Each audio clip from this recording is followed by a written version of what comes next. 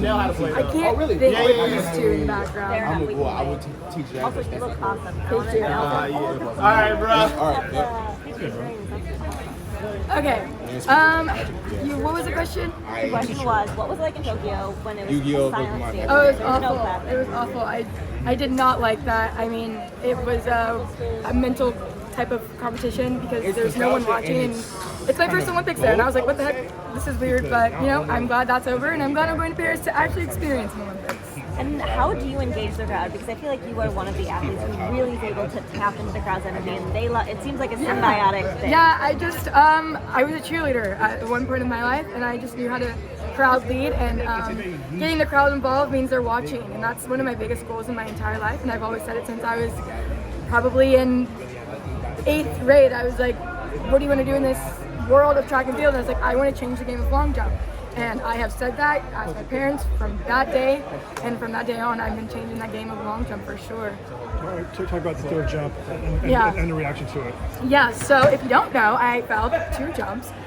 And it was honestly one of the scariest moments of my career, but I did not let that get to my head. I had to stay focused, I had to stay present, and I just allowed myself to, embrace it, and whatever happens, happens after that. And I went back, I moved back half a shoe, and I was like, okay, let's go. And I took it with ease. I did not push very hard. I just wanted to get on the board and I didn't even want to get on the board, honestly. I just hoped I'd get on the back of the board.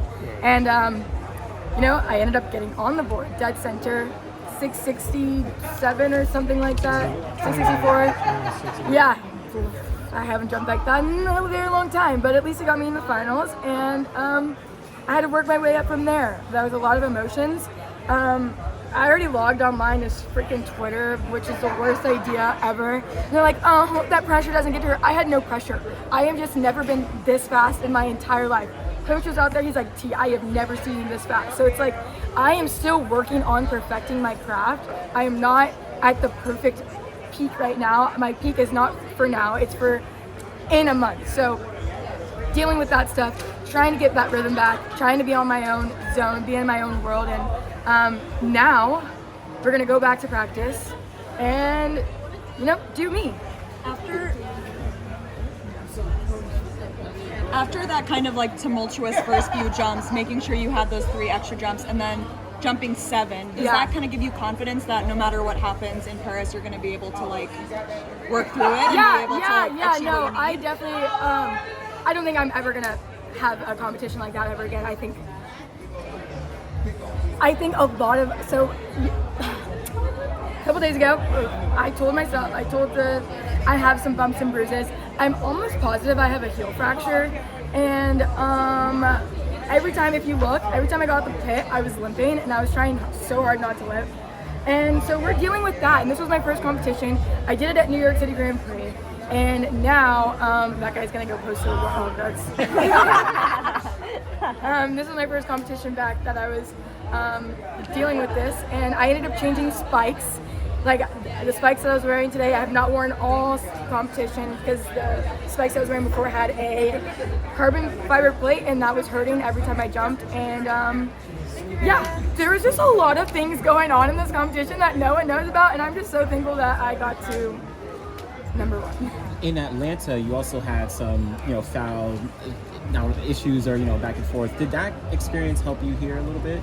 I mean, probably. I have no idea. I don't think about the last competitions. I'm just thinking about what I have in front of me, and what I had in front of me was I was going too fast. I had to back up, and now when we go back to practice, I will start at 125. I was starting at 124 before, so now I have to go start at 125 or 125.5, and it's the smallest, minute details in perfecting this craft. What do you think about the fact that they're talking about future competitions where they get rid of the board and measure from wherever you take that?